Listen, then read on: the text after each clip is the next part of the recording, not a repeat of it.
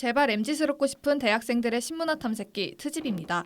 안녕하세요, 수연입니다. 안녕하세요. 상윤. 은지. 소영입니다. 이번에 저희가 가지고 온 작품은요. 영화 어느 가족으로 유명한 우리에게는 브로커로 더 친숙한 고레에다 히로카즈 감독의 2023년 영화 괴물입니다. 야, 국내 관객 수는 50만 명을 넘어서 예술 영화인 것을 감안하면 높은 관객 스코어를 기록했는데요. 다들 영화에 대해 알고 보신 내용이 있으실까요? 한국에서도 명성을 널리 떨친 감독의 또 사카모토 유지 각본, 사카모토 류이치 음악 감독을 맡아서 이미 일본에서부터 그 작품성을 인정받은 영화라고 해요. 원래 고레에다 히로카즈 감독이 일본의 여러 사회 이슈들을 정말 다큐멘터리처럼 정말 다큐멘터리 같이 느껴질 정도로 있는 그대로 표현하는 작품을 많이 찍는 감독인데 이번에는 감독이 직접 쓴 각본이 아니라 그런지 조금 더 서사적인 부분이 잘 느껴져서 전 재밌게 봤습니다. 오. 맞아요. 저는 사실 영화 브로커가 나오기 전에 영화 아무도 모른다 아시나요? 봤어요. 모릅니다. 알아요. 저 이 영화를 먼저 알고 있어가지고 이 감독 연출 방식을 조금 대충 감은 잡고 있었거든요. 그래서 연출적으로 등장 인물들의 행동에 어떠한 개입 없이 그저 관조하듯이 찍는 게 더 비극을 더해준달까요? 그래서 이번 영화 괴물에서도 그런 모습을 찾아볼 수 있어서 재밌게 봤습니다. 네. 영화 괴물은 칸 국제영화제에서 각본상과 퀴어 종려상을 수상하기도 했는데요. 특히 퀴어 종려상은 LGBT와 퀴어를 다루는 영화에 주어진 상으로서 이 영화가 만장일치로 뽑혔다고 해요. 와, 선정 이유를 밝힌 바 있어서 소개해 보도록 하겠습니다. 이 영화의 중심에 있는 것은 다른 아이들과 똑같이 행동할 수 없고 또 그렇게 하려고도 하지 않는 매우 섬세하면서도 놀라울 만큼 강한 두 명의 소년입니다. 이 아름답게 구성된 이야기는 퀴어들, 주변과 어울릴 수 없는 사람들, 혹은 세상으로부터 거부당하고 있는 모든 사람들에게 든든한 위로를 전해 생명을 구하겠지요. 상윤 씨가 소개해준 선정 이유에서 알 수 있듯이 이 영화는 미나토와 요리라는 두 명의 소년과 그들을 둘러싼 환경이라 할 수 있는 어른들을 보여주면서 그게 아이들에게 어떤 영향을 미치는지를 되게 치밀한 연출로 보여줍니다. 네, 그래서 어떤 연출이 있는지 한번 보면 세 명의 인물의 시점으로 같은 이야기를 세 번 반복되는 서사 구조, 또 세로로 짧고 가로로 긴 시네마스코프 화면비를 사용해서 인물의 표정보다는 배경이 더 잘 담기도록 하는 그런 연출적인 면들을 영화의 흐름에 잘 녹아냈다고 하더라고요. 오, 음. 신기하네요. 그리고 영화 제목이 괴물이잖아요. 네. 그래서 영화 속에서도 아이들이 하는 카드 게임은 괴물이 누구게를 외치며 진행됩니다. 이 게임은 각자 자신의 이마에 제시카드를 올리고 상대방의 설명을 통해서 자신의 제시카드를 맞히는 건데요. 네. 이 게임으로 하여금 관객은 괴물이 누구인지 러닝타임 내내 곰곰이 고민하게 되는 거죠. 괴물이 누구인지 찾으려고 하면서도 솔직히 저는 아동학대를 일삼는 요리의 아빠를 제외하고는 사실 모든 캐릭터가 다 괴물 같으면서도 안쓰러웠던 것 같아요. 맞아요. 개개인에게 각자의 잘못이 조금씩은 있지만 그것보다는 잘못된 세상에서 그걸 바꾸려는 의지를 잃은 채 그냥 각자만의 방식으로 묵묵히 견디는 느낌이 좀 더 강하게 들었어요. 그래서 미나토, 요리 이렇게 두 아이가 현실에서 저도 모르게 위축되고 그저 받아들이는 모습을 보면서 가슴이 아팠는데요. 네. 근데 이런 둘만이 빅크런치에 대해서 얘기를 하잖아요. 빅크런치. 이게 그렇게나 용기 있고 대단해 보이더라고요. 이 장면을 모르시는 분들을 위해서 간단하게 설명을 드리자면 요리가 이렇게 말하는 장면이 있어요. 소고기 덮밥은 소로 돌아가고 인간은 원숭이가 되고 우주가 생기기 전으로 돌아가는 거야. 여기에 미나토가 이렇게 답하는데요. 새로 태어나는 거네. 이런 대사입니다. 요. 새로 태어남을 무릅쓰고서라도 두 소년이 서로의 마음에 충실하고픈 그 마음이 너무 뚜렷해서 그걸 저지하는 어른들과 이 사회가 너무 잔인하고 잔혹하게도 보이고 그런 면에서 너무 슬프더라고요. 네, 이 빅크런치가 나와서 하는 이야기인데 이런 순수한 장면과 말 뒤에 숨겨진 빅크런치의 의미는 재편화된 세상이라고 생각을 해요. 그 어떤 편견도 그 어떤 방해도 없는 무해 상태죠. 아마 미나토와 요리가 그 둘로서 온전히 살아가기 위해서는 이 빅크런치만이 유일한 방법이라고 그렇게 직감했던 건 아닐까요? 네. 세상이 변하다 못해 아예 뒤바뀌어야 한다. 이런 전제 조건이 걸린 걸 보고 이 사회를 구성하는 나 또한 괴물 아닐까라는 생각이 들었어요. 네. 두 소년을 위한다는 듯 저는 괴물을 찾아서 뭔가 안 좋게 생각하려고 했었던 것 같은데 이런 나의 판단이 틀릴 수도 있다는 가정은 아예 배제한 채 영화를 보고 있는 저를 보고 마지막에는 소름이 돋더라고요. 맞습니다. 그리고 이제 그 이야기를 계속 이어가려면 영화의 구조에 대해서 먼저 살펴보면 좋을 것 같은데요. 네. 영화에서는 세 인물의 관점으로 같은 에피소드를 3번 보여주는데 괴물이 누구게라는 질문에 대해 직접 누군가의 입을 빌려서 대답하지 않고 관객에게 묻는 듯한 방식을 선택했다는 게 특징입니다.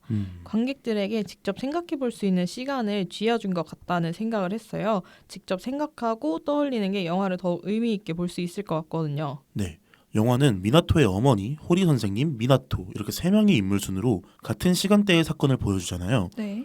어머니의 관점에서 전개된 사건을 보면 미나토는 어린 나이에 극심한 사춘기를 겪은 것 같고 호리쌤이라는 이가 매우 부정적인 영향을 미친 것처럼 보여요.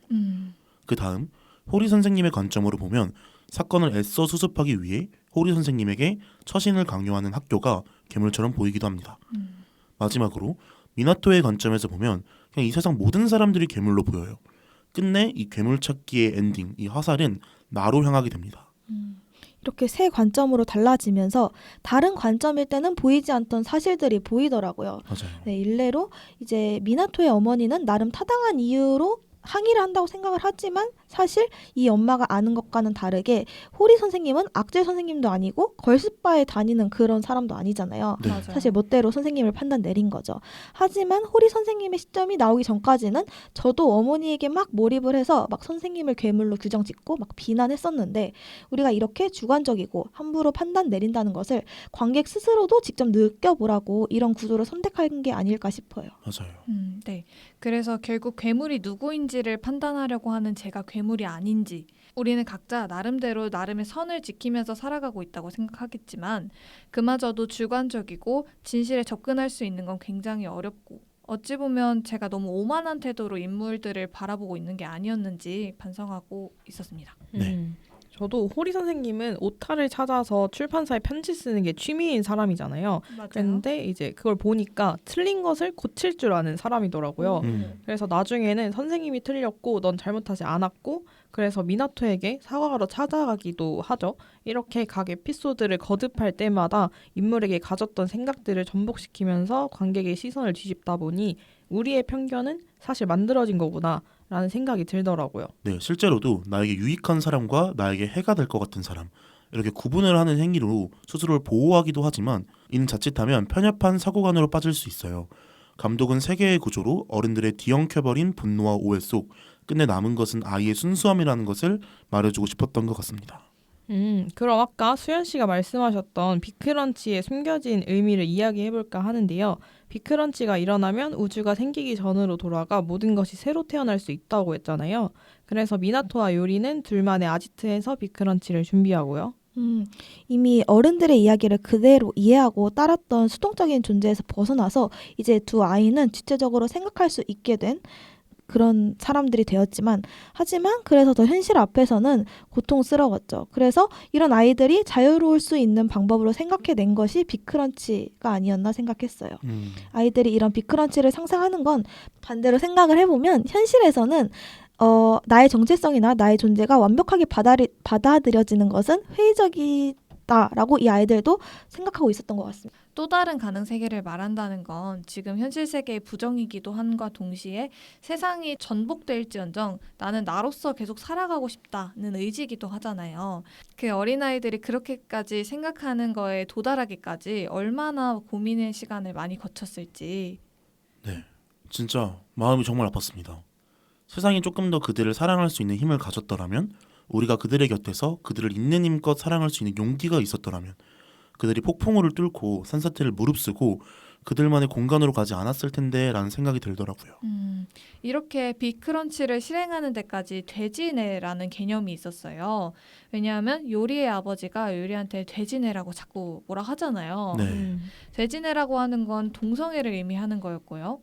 애초에 사람에게 돼지내가 들어가서 그렇다라고 폭력을 행사하는 거는 당연히 나쁜 건데 왜 하필 돼지였을지 생각해 보셨나요? 돼지는 신체 구조상 하늘을 보지 못하잖아요. 그쵸. 이제 넘어지지 않는 한 오로지 땅만 보고 살아야 하는 거거든요. 따라서 돼지는 땅 그 이상 너머를 보지 못하는 한정적인 사고를 하는 미천한 가축에 불과하다는 생각이 기저에 깔려 있는 거라고 생각해요. 더불어서 하늘을 보고 내일을 꿈꾸지 말라고 하는 거고요. 이렇게 들으니까 객관적인 척, 사회적 통념인 척, 사실은 아주 주관적인 가치관을 막 함부로 휘둘렸을 때 그게 얼마나 큰 상처를 줄 수 있는지를 보여주고 있는 것 같아요.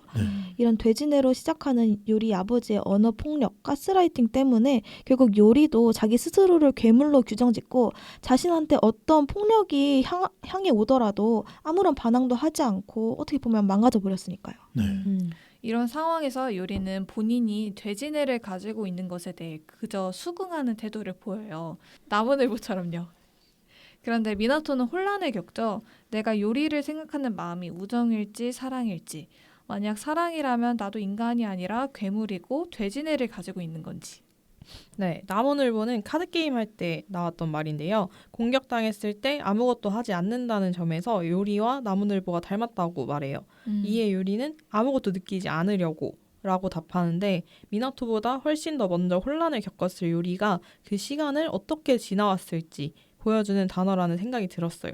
요리는 그동안 나무늘보처럼 자신을 지켜온 거죠. 저는 이 모든 장면들도 다 좋았지만 마지막에 트럼펫 연주가 인상 깊었던 것 같아서 그걸 얘기하고 싶어요. 연주 자체에는 큰 상징이 없지만 맥락이 중요한데요. 미나토는 요리를 좋아한다는 사실 자체만으로 불행해질 수 있다는 사실을 이 세상에서 누구보다 잘 아는 존재예요. 그리고 교장 선생님은 자신이 손녀를 죽였다는 비밀을 남몰래 가지고 있죠. 둘 모두에게는 말할 수 없는 비밀이 존재합니다. 그래서 그런지 사실상 소리를 내는 것에 초점을 둔 거라서 좀 연주가 많이 서투르기도 한데 어딘가에 말할 수 없는 비밀을 큰 바람을 불어서 해소하는 느낌이었어요. 마치 임금님 귀는 당나귀 귀, 이것도 아무도 모르는 곳에 가서 말하고 싶어서 말하는 거였잖아요. 트럼펫이 딱 그런 장치 아니었나 싶습니다. 이 트럼펫 소리도 이 영화 시점에 따라서 총 3번이 반복해서 울려요. 네. 엄마의 시점과 호리 선생님의 시점에서는 되게 멀고 비극적이고 어쩌면 공포스럽게 들리기도 하는데, 근데 또 마지막에 미나토 시점에서 보면 그 트럼펫 연주가 오히려 자유롭고 경건하게 들리더라고요. 왜냐하면 러닝타임 내내 교장 선생님은 한 번도 자신의 감정을 드러내지 않는 되게 가면을 쓴 것 같은 사람인데요. 네. 뭔가 이 장면만큼은 뒤틀려져 버린 현실을 한평생 살아가면서 눈앞에 놓인 문제를 그게 사실이거나 아니거나 그저 방관하는 태도를 고수하던 교장 선생님의 진짜 감정이 느껴졌어요. 그래서 뭔가 자신의 존재를 늘 숨기기 위해 필사적이었다는 부분에서 미나토와 교장 선생님이 약간 비슷한 모습을 보이는데, 그래서 그런지 미나토에게 이 트럼펫 씬도 되게 해방감을 주는 느낌이었습니다. 맞아요. 이러한 환경에서 살아온 두 소년의 이야기는 결국 열린 결말로 마무리되며 감독은 그 이후의 이야기를 관객의 판단에 맡기는데요. 산사태 이후 미나토와 요리는 열차에서 이러한 대화를 주고받습니다. 이 국어 시간인 것 같은데 소영 씨랑 은지 씨가 맡아서 한번 읽어주시겠어요? 우린 새로 태어난 걸까? 그런 일은 없는 것 같아. 우린 그대로야. 오, 그래? 다행이네. 오 그래? 다행이네. 미나토와 요리의 현신이네요. 네, 감사합니다. 이 장면에서 보통은 혼란을 겪으셨을 것 같아요. 두 소년은 죽은 걸까? 아니면 죽지 않고 폭풍우 속에서 살아남은 채 여전히 현실 세계를 살아나가는 것인가? 이런 생각이 드실 거예요. 그리고 이들은 왜 새로 태어나지 않고 그대로임에 다행이라는 생각을 하는지도요. 여러분이 생각하는 엔딩은 어떠셨는지 궁금해요. 우선 저는 아이들이 죽었다고 생각했어요. 왜냐하면 이전에 현실 세계에서 짓지 않았던 표정을 짓고 있었고 그들이 그토록 행복하려면 아예 다른 곳이어야 한다고 생각을 했고요. 적어도 빅크런치만큼은 아이들이 바라던 대로 실현이 된 거였으면 좋겠다고 생각을 했어요. 그래서 그곳에서는 부디 미나토가 미나토로서 요리가 요리로서 있을 수 있을 테니까요. 저는 이게 현실이 아니라 영화인 만큼 죽지 않았다라고 생각을 했는데요. 영화에서 산사태 이후 두 소녀는 새로 태어나지 않은 것에 다행이라고 말하는데, 이게 새로 태어나지 않아도 우리는 괴물이 아니다라는 깨달음을 얻어서 다행이라고 말했다고 생각하거든요. 둘만의 공간에서 일명 빅크런치의 시간을 보내면서 우리는 괴물이 아니다라는 깨달음을 얻어서 한층 자유로워진 표정과 몸짓을 보였다고 생각하고요. 새로 태어나지 않아도 지금 이 세상에서도 지금 그대로도 괴물이 아니니까요. 그리고 미나토는 비밀을 세상에 말하는 방법을 배웠으니까 잘 살아갈 수 있을 거라고 믿고요. 네. 이 씬을 찍을 때 감독이 미나토와 요리를 연기한 배우들에게는 살았다 이렇게 말했다고 해요. 하지만 저도 뭔가 봤을 때 현실에서 살아남지 못했을 것 같아요. 일단 연출이 너무 꿈속 같았거든요. 그리고 맞아요. 아이들이 너무 자유롭고 행복해 보였어요. 맞아요. 뭔가 나를 고통스럽게 만들었던 그런 괴물들이 만들어 놓았던 현실의 세상에서 되게 해방된 그런 자유로움이 아이들에게 느껴졌습니다. 네. 음. 다들 해석하는 바가 비슷하면서도 조금씩 달랐네요. 저도 개인적으로는 괴물의 엔딩은 미나토와 요리의 죽음이었는데요. 우선 미나토와 요리는 세상에게 받은 상처가 너무나도 많잖아요. 맞죠. 아버지로부터 학대받던 요리, 다른 여자와 미래를 떠나다 죽어서 돌아온 아버지의 사진에서 난 아버지와 다르다 라고 말하는 미나토. 이 상처들은 지우려고 해도 지워지지 않는, 되돌리고 싶어도 되돌려지지 않는 것일 수도 있고요. 새로 태어나야만 다시 시작할 수 있는 것들도 있다고 생각해요. 그럼에도 다행이라고 생각한 데에는 두 소년의 바람이 구체적으로 어떤 내용인지를 생각해 보면 좋을 것 같아요. 아이들은 현실 속 고통이 멈춰지기를 바라고 또 자신의 존재가 그대로 받아들여지는 세상 속에서 살고 싶었기 때문에 다시 태어나기를 바라는 빅크런치를 상상했다고 생각해요. 네. 그런 의미에서 내가 변하지 않고 여전히 나여서 그리고 너 역시도 여전히 너여서 같이 있어서 그런 그대로 우리에게 다행을 표하지 않았나 싶습니다. 좋네요. 대사를 보면 우린 그대로야 라고 말한 걸 보면 소영 씨 말이 맞는 것 같아요. 너를 좋아하는 나 그리고 나를 좋아하는 너 이렇게 우리 둘이 거꾸로 세상을 거슬러 올라왔는데도 무사하구나 라는 안심과 기쁨이 느껴지는 결말이었습니다. 네. 영화의 제목이 괴물이듯이 영화는 관객들에게 괴물을 찾아보라고 유혹을 건네는데요. 도대체 괴물은 누구일까요? 어떻게 결론을 내리셨는지 정말 궁금합니다. 일단 정말 확실하게 말씀드릴 수 있는 건 요리의 아빠입니다. 맞죠, 맞죠. 그리고 나서 사실 처음에는 호리 선생님이 괴물이라고 생각했어요. 그리고 맞아요. 그 다음으로는 교장 선생님이 괴물인 것 같다가 또 사실 보면 엄마도 괴물인 것 같더라고요. 맞아요. 근데 이제 다 보고 나니까 모두 막 엄청 괴물 같지는 사실 않은 거예요. 왜냐하면 사람들은 언제나 나를 중심에 두고 생각하고 나한테만 보이는 거, 나한테 들리는 것들만을 믿고 함부로 판단 내리고 행동하니까요. 네. 그래서 그렇게 생각해 보면 사실 모두가 다 괴물일 수도 있다고 생각해요. 동의합니다. 호리 선생님이 걸스바에 있었다는 소문, 호리 선생님이 본인을 때렸다는 미나토의 말, 미나토가 친구를 괴롭힌다는 호리 선생님의 말, 미나토가 고양이를 죽였을 수도 있다는 같은 반 여자아이의 말에 내 멋대로 생각해 행동해버리는 사람들처럼요. 네. 모두가 어쩔 수 없이 남들도 하니까 같은 말에 숨어서 서로를 낙인 찍고 상처를 주고 또 그 상처를 방관하면서 그 속에서 아이들이 가장 큰 상처를 받았다고 생각하는데요. 그렇지만 결론적으로는 나 또한 괴물이 아닌지 의심이 되더라고요. 맞아요. 괴물은 누구게? 라는 질문에서 저는 내 멋대로 남을 대단하고 편하게 생각해버리는 우리가 괴물이라고 생각을 했는데요. 이 세상은 미나토와 요리를 괴물로 만들어버렸지만 사실은 이들을 괴물로 만들어버린 우리가 괴물이라는 거죠. 저희도 영화 속 등장인물과 다를 바 없다는 거를 깨달아버리는 순간이 올 때 내가 감히 이들이 괴물인지 아닌지 여부를 판단하려고 들었다는 거에서 좀 큰 충격을 받았어요. 아까 상현 씨가 유혹이라고 말씀을 해주셨는데 딱 그 유혹에 홀려서 관성적으로 쉽게 판단을 내리려고 했었던 것 같아요. 네. 저는 영화 속의 호리 선생님이 어머니가 그리고 같은 반 친구들이 또 다른 저일 수도 있다고 생각을 했어요. 누군가의 아픔을 보듬을 줄 모르고 자신만의 이상과 정상성이 정답이라고 생각하기도 가끔은 친구들에게 뜬모를 상처를 주기도 하는 게 저랑 다를 바 없는 것 같더라고요. 그래서 이 영화를 보고 난 진짜 편견이 가득한 사람이었구나 라는 걸 조금 인정하면서 성찰하는 시간이었던 것 같습니다. 저 또한 제가 괴물이라고 생각을 하니까 그 괴물이 뭔지 되게 정의를 내려보고 싶더라고요. 네. 그래서 한번 보면 괴물은 그저 눈앞에만 보이는 것을 보고 들으며 마치 그걸 다 아는 것처럼 멋대로 판단 내리고 그게 진리라고 생각하는 사람이 아닐까 싶었습니다.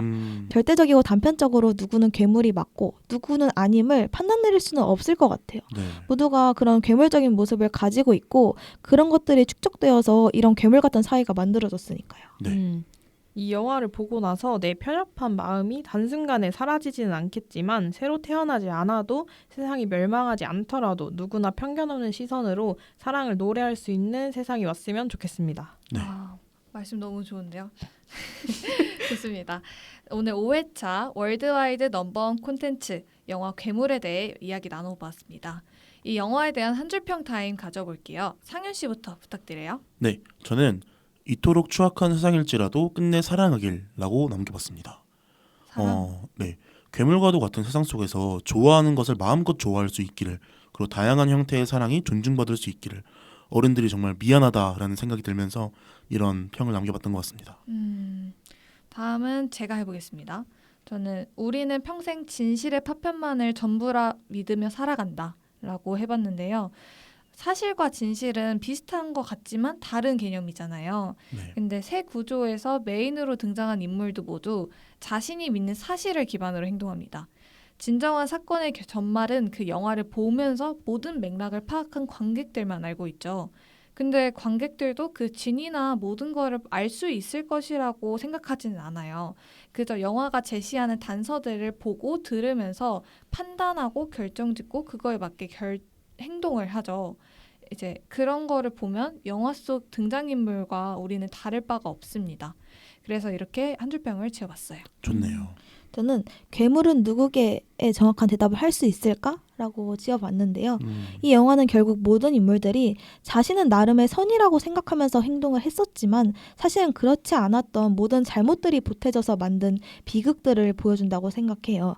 모두에게 책임이 있는데 과연 우리는 누가 괴물인지를 특정 지을 수 있을까? 그리고 우리는 특정 지을 자격이 있을까를 다시금 생각해 보게 되어서 이런 의문문으로 한 줄평을 작성해 보았습니다. 좋습니다. 네, 저는 우리가 괴물이라도 좋아해 라고 남겼는데 세상이 우리를 괴물로 정의하고 손가락질해도 좋아하고 우린 우리가 새로 태어나지 않아도 괴물이 아님을 알고 있으니까 라는 생각을 해서 이렇게 남겨봤습니다. 네.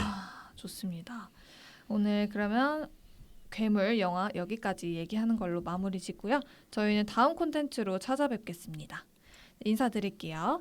지금까지 제발 MZ스럽고 싶은 대학생들의 신문화 탐색 게임 수집이었습니다.